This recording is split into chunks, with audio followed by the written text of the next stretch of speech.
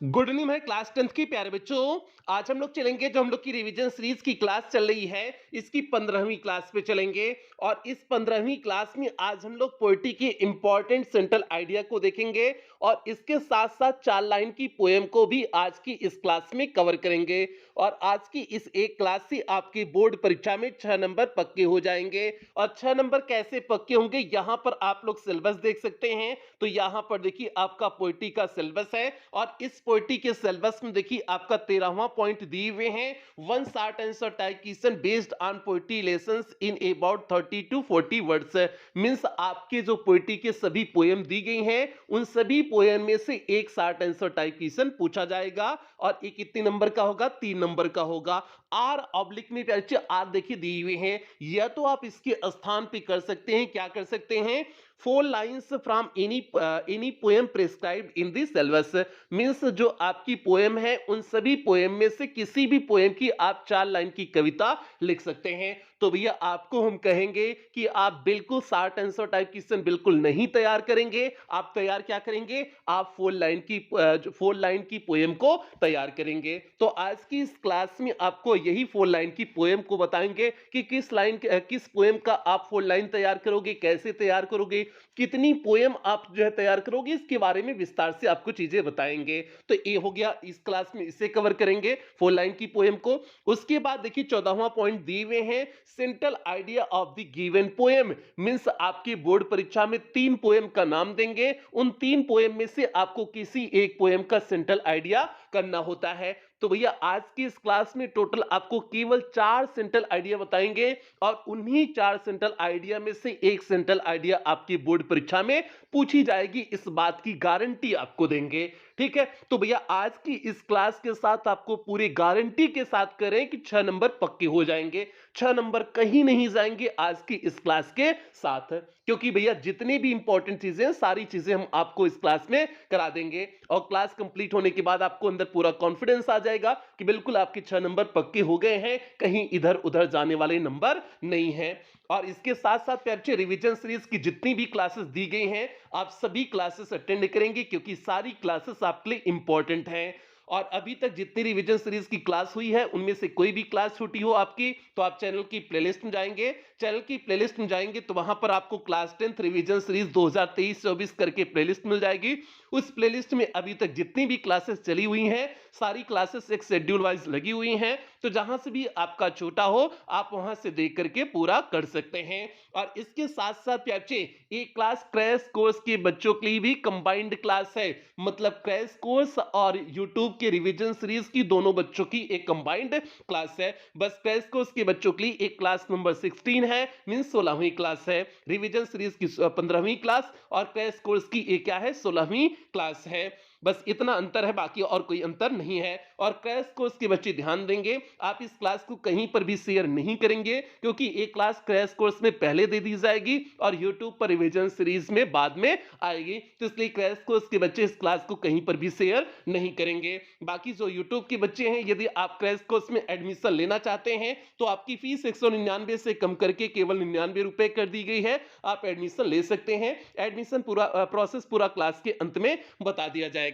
अब जल्दी से हम लोग आज की इस क्लास से कनेक्ट होते हैं। तो क्लास पे चलने से पहले जो भी प्यारे बच्चे चैनल पे पहली बार आए हैं चैनल को सब्सक्राइब कर लें, वीडियो को लाइक कर दें और क्लास 10th के सभी प्यारे बच्चों में वीडियो को शेयर कर दें। तो भैया अब यहां पर देखिए आपके सामने 4 लाइन की पोएम आ गई है। तो देखिए आपकी 4 लाइन की पोएम आ गई है और पोएम कौन सी 4 लाइन की है, यहां पर पहले ही पोएम की है। प्यारे बच्चे आप पहली पोएम के ही पोएम को तैयार करेंगे। जो आपकी पहली पोएम है, द वे अ क्रू सुक down on me the dust of snow from a hemlock tree, यही वाली पोएम आप तैयार करोगे। इसी की शुरुआत की 4 लाइन हमने देखिए लिखे हुए हैं और इसी तरह से आपको बोर्ड परीक्षा में लिखना होगा। बस इस बात का ध्यान रखना होगा कि आपकी किताब में जो पोएम दिया गया है कहां पर कामा लगा है, कौन सा शब्द जो है आपका कैपिटल लेटर से शुरू है, कौन सा स्मॉल लेटर से शुरू है, उन सारी चीजों का आप ध्यान रखेंगे। कुल मिलाकर के जिस तरह से आपकी जो है पोयम आपकी किताब में दिया है सेम उसी तरह से आपको लिखना है। यहां पर देखिए जो भी आपका पोयम की पहली लाइन होती है वो आपका कैपिटल लेटर से शुरू होता है, तो चारों लाइन में देखिए पहला शब्द आपका कैपिटल लेटर से है और कहीं पर भी पोयम में फुल स्टॉप नहीं लगा था तो इसलिए हमने कहीं पर भी फुल स्टॉप नहीं लगाए हुए हैं। तो ये सारी चीजों का आप ध्यान देंगे तो ये आपकी पहली 4 लाइन की पोयम हो गई। और उसके बाद जो है क्योंकि प्यारे इसमें एक इंस्ट्रक्शन होता है कि जो आपकी बोर्ड परीक्षा के पेपर में जो आपका स्टैंजा बेस्ड एमसीक्यूज के लिए आया हुआ होता है उसे आपको इस पोएम में नहीं लिख देना है। ऐसा कर दो कि जो आपका स्टैंजा दिया वही आप पोएम में उतार के लिख दो, ऐसा नहीं करना होता, उससे अलग लिखना होता है। तो इसलिए सपोज दैट अगर ये आपकी 4 लाइन स्टैंजा आपकी बोर्ड परीक्षा में आ भी गया तो आपके लिए एक ऑप्शन है, आप सेकंड पोएम भी आपकी छोटी सी है, second poem fire and ice की आप 4 लाइन तैयार कर लीजिए और शुरुआत की ही आप 4 लाइन को तैयार करेंगे।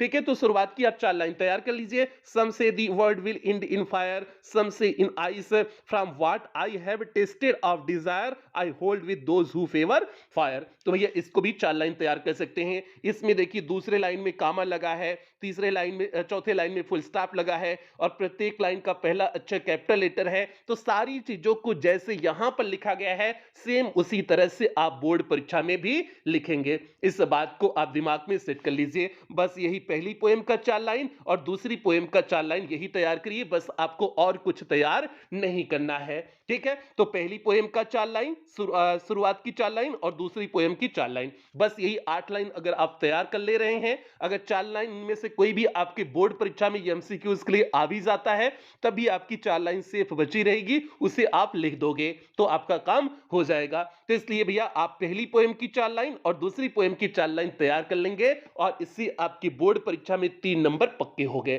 3 नंबर आपके यहां से काम हो जाएंगे। बस यही 8 लाइन से 3 नंबर आपका हो गया। अब इसको आप कई बार प्रैक्टिस कर लेना, लिखने का आप कई बार प्रैक्टिस कर लेना और देख लेना कि कहां इसमें कामा लगा है, कहां आप कामा नहीं लगा रहे, सारी चीजों को अच्छी तरह से देख लेना। ठीक है, इसे प्रैक्टिस कर लोगे तो 3 नंबर फिक्स है, इसमें कहीं इधर उधर नहीं होगा। ठीक है, 70-90 में 3 नंबर आपका फिक्स हो गया। तो इस बात को ध्यान देना। आप ऐसा नहीं कि सभी पोएम का जो है 4 लाइन तैयार करते रहो, बिल्कुल नहीं, केवल पहली पोएम का 4 लाइन, दूसरी पोएम का 4 लाइन। ठीक है, तो ये आपका हो गया, ये आपकी 4 लाइन की पोएम हो गई, 3 नंबर वाला काम हुआ। अब आते हैं सेंट्रल आइडिया पे आते हैं। जो आपकी बोर्ड परीक्षा में सेंट्रल आइडिया पूछी जाएगी 3 नंबर का, उससे आपको कैसे करना है, कितनी पोएम का सेंट्रल आइडिया तैयार करना है, अब उस पे चलते हैं। और उस पे चलने से पहले जो भी प्यारे बच्चे जो है चैनल पे पहली बार चैनल आए हैं, चैनल को सब्सक्राइब करेंगे, वीडियो को लाइक करेंगे और क्लास 10th के सभी बच्चों में वीडियो को पहुंचा देंगे।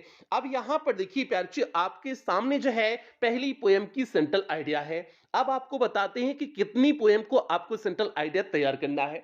तो प्यारे बच्चे शुरुआत की 3 पोएम की सेंट्रल आइडिया आपको तैयार कर लेना है। केवल शुरुआत की 3 पोएम्स की सेंट्रल आइडिया तैयार करना है। ऐसा नहीं कि आपकी 10 पोएम है 10 पोएम की सेंट्रल आइडिया रखते रहो, बिल्कुल नहीं।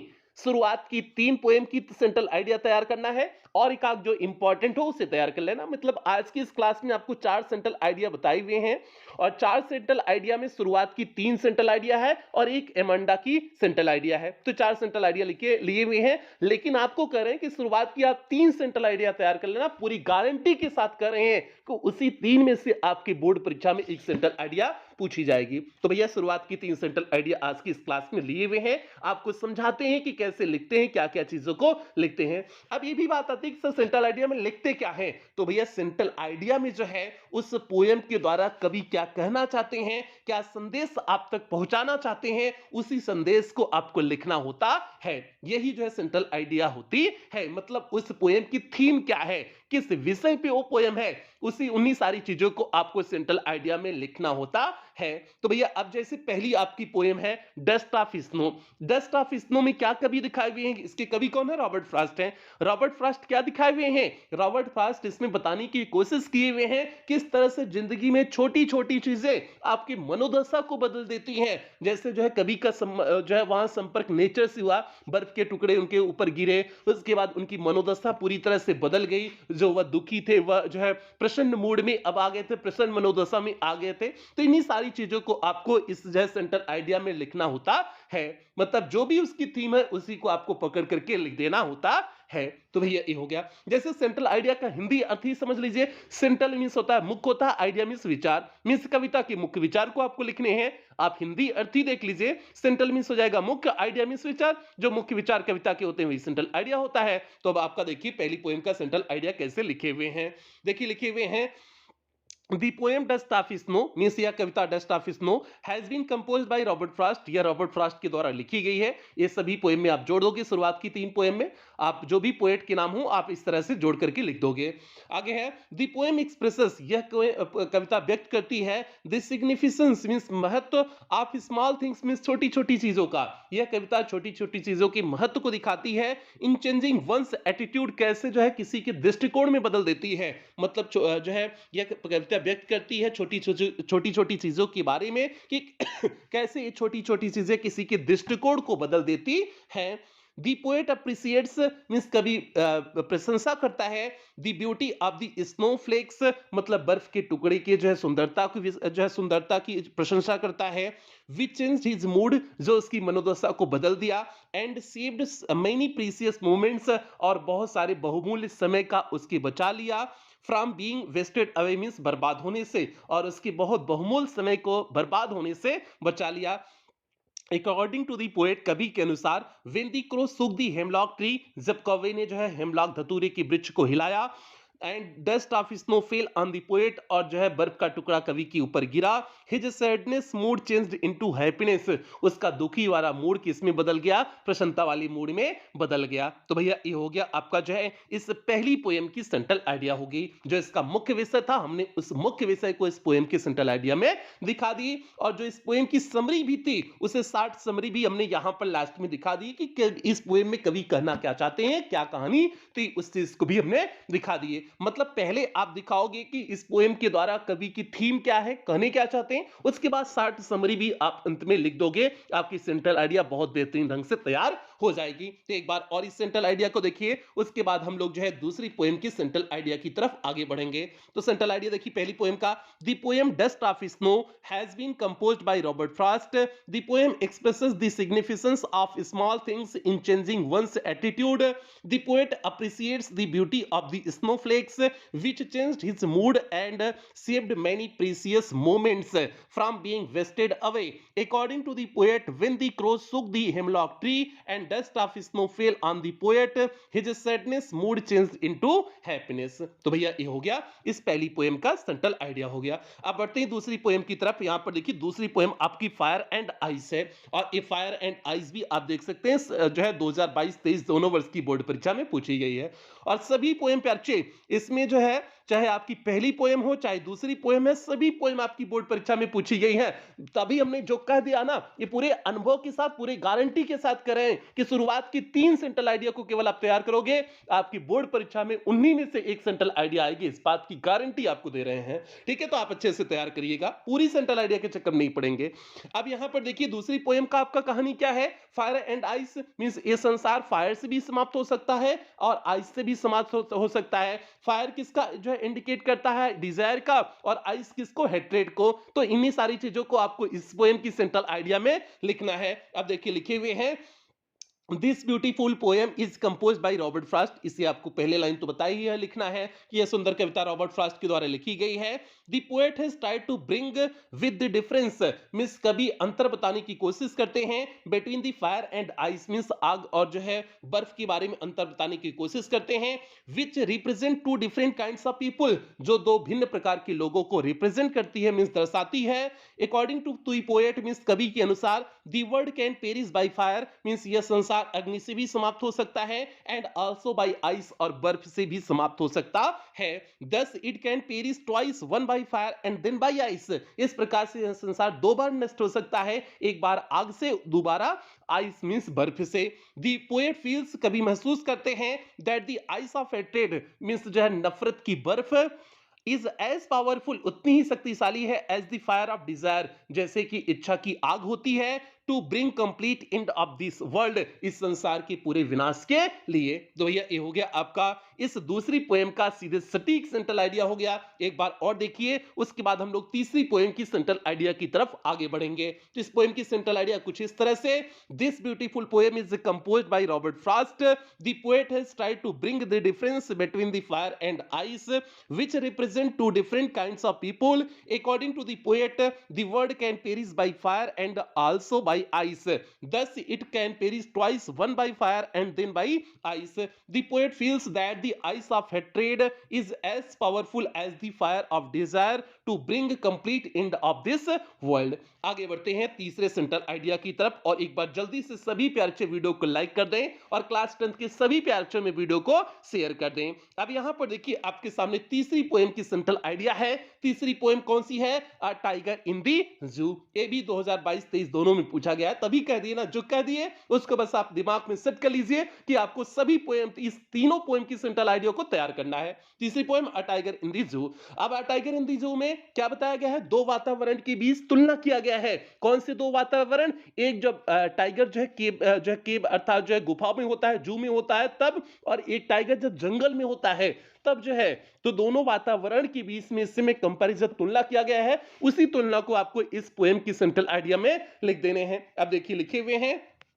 क्या लिखे हुए हैं? This beautiful poem is composed by Leslie Norris. इसे आपको सभी पोएम लिखना है कि यह सुंदर कविता लेस्ली नॉरिस के द्वारा लिखा गया है। इन दिस पोएम, इस कविता में the poet is trying to contrast, means कभी विरोध दिखाने का प्रयास करते हैं। अ टाइगर इन द जू, एक जो बाघ जू में है, with the tiger in it's natural habitat, और एक ऐसे बाघ से जो है जो अपने प्राकृतिक वातावरण में हो, प्राकृतिक वातावरण अर्थात जंगल में जो हो, और एक जू में है, दोनों के बीच अंतर दिखाने का प्रयास करते हैं। In order to show the contradiction, और इस अंतर को दिखाने के लिए the poet shift the scene from jungle to zoo, और जो है कभी दृश्य को शिफ्ट करते हैं, जंगल से जू की तरफ दृश्य को सेट करते हैं। The poet want to show, means कभी दिखाना चाहते हैं, the difference between two environment, means दो वातावरण के बीच अंतर को इस कविता के माध्यम से कभी दिखाना चाहते हैं। तो हो गया भैया, इस तीसरी पोएम की सेंट्रल आइडिया आपकी कंप्लीट हो गई। ठीक है, एक बार और देख लीजिए, उसके बाद हम लोग जो है अगली एक और सेंट्रल आइडिया लिए हुए हैं। तो क्या है इस पोएम की central idea? This beautiful poem is composed by Leslie Norris. In this poem the poet is trying to contrast a tiger in the zoo with the tiger in its real natural habitat. In order to show the contradiction the poet shifts the scene from the jungle to the zoo. The poet wants to show the difference between the two environments. तो भैया ये हो गया तीसरी poem का central idea. एक और हमने ले लिए हुए हैं एमांडा वाली पोएम। एमांडा वाली पोएम भी कई वर्ष लगातार वर्षों में आई हुई थी, तो इसलिए हमने इस पोएम को भी ले लिए हुए हैं। एमांडा की आपकी पोएम, एमांडा आपकी छठी पोएम है। ठीक है, तो चौथे पोएम के रूप में इसे हमने लिए हुए हैं। आप शुरुआत की तीन ही पोएम तैयार करेंगे तब भी आपका काम हो जाएगा। एमांडा तैयार कर लेंगे तो आपका 100 में 2-4% और बढ़ जाएगा। उधर तो 100% आपको मैच करेगा, इधर जो है अगर इस अमांडा वाली पोएम की भी सेंट्रल आइडिया अगर आप तैयार कर लेंगे तो 100 में 10% और मान लीजिए 110% आपकी बोर्ड परीक्षा में तब इन्हीं चार में से आएगा। ठीक है, तो उधर 100% इधर 110% हो जाएगा, तो भैया समझ जाना। अब इसमें जो है एमांडा में क्या बताया गया है? एमांडा में भैया जो है एक बच्चे के पालन पोषण कैसे करना चाहिए, किस तरह से बच्चे का केयर करना चाहिए, उस चीज को इस पोएम के माध्यम से कभी दिखाने का प्रयास किए हुए हैं।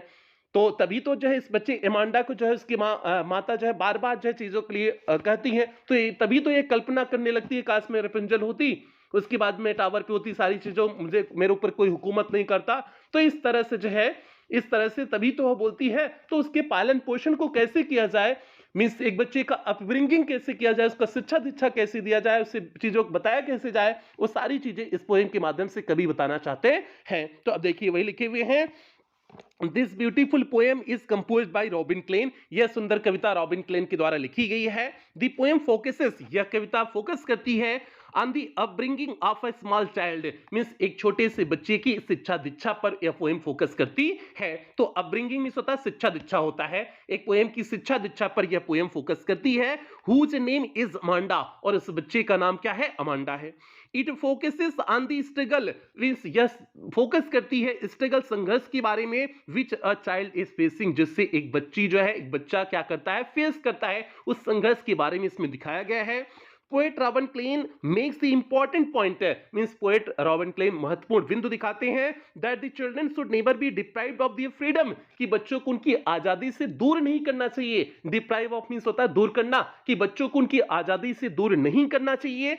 हाउएवर फिर भी it is the depends it is the parents, यह माता पिता ही होते हैं, हु आर रिस्पॉन्सिबल, जो जिम्मेदार होते हैं for the proper upbringing of their child, means अपने जो है अपने बच्चे के प्रॉपर उचित जिम्मेदारी के लिए उसके माता पिता ही जिम्मेदार होते हैं। मींस अपने बच्चे के उचित शिक्षा दीक्षा के लिए, अपब्रिंगिंग है ना, तो उचित शिक्षा दीक्षा के लिए माता पिता ही जिम्मेदार होते हैं। तो ये हो गया आपका इस चौथी, इस मतलब छठी और जो है नंबर में चौथी पोएम की सेंट्रल आइडिया, मींस इस एमांडा पोएम की सेंट्रल आइडिया ही हो गई। एक बार और देख लीजिए, उसके बाद हम लोग क्लास की समाप्ति करेंगे। तो ध्यान से देखिए, this beautiful poem is composed by Robin Klein. The poem focuses on the upbringing of a small child whose name is Amanda. It focuses on the struggles which a child is facing. Poet Robin Klein makes the important point that the children should never be deprived of their freedom.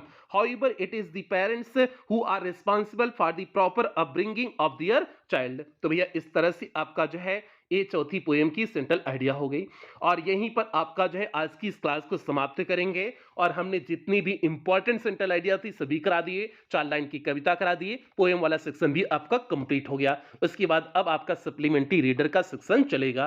3 class आपकी बची है, 3 class में आपका supplementary reader पूरी तरह से complete कर देंगे। एक में एमसीक्यूज, एक में शॉर्ट आंसर टाइप क्वेश्चन, एक में लॉन्ग आंसर टाइप क्वेश्चन। तो अगली 3 क्लास में आपका जो है सब कुछ कंप्लीट हो जाएगा। तो भैया ये आज की क्लास हो गई। एक बार जल्दी से सभी प्यार से वीडियो को लाइक कर दें और क्लास 10 के सभी बच्चों में वीडियो को शेयर कर दें, क्योंकि सारी क्लासेस रिवीजन सीरीज की क्रैश कोर्स की सारी क्लासेस इंपॉर्टेंट क्लासेस हैं। बाकी जिन बच्चों को क्रैश कोर्स में एडमिशन लेना हो, आपकी फीस 199 से कम करके 99 रुपए कर दी गई है। आप जो है इन माध्यम का प्रयोग करके पेमेंट कर सकते हैं, और पेमेंट करने के बाद उसका स्क्रीनशॉट इसी नंबर पे व्हाट्सएप कर दीजिएगा, जो नंबर दिया गया है 7392937172 करके जो नंबर दिया गया है, इसी नंबर पे स्क्रीनशॉट व्हाट्सएप कर दीजिएगा। आपको पेड क्लास के ग्रुप का लिंक प्रोवाइड कर दिया जाएगा। बाकी कोई दिक्कत हो तो आप इसी नंबर पे 24 घंटा कॉल कर सकते हैं, व्हाट्सएप मैसेज कर सकते हैं, आपकी कॉल और व्हाट्सएप की रिप्लाई किया जाएगा।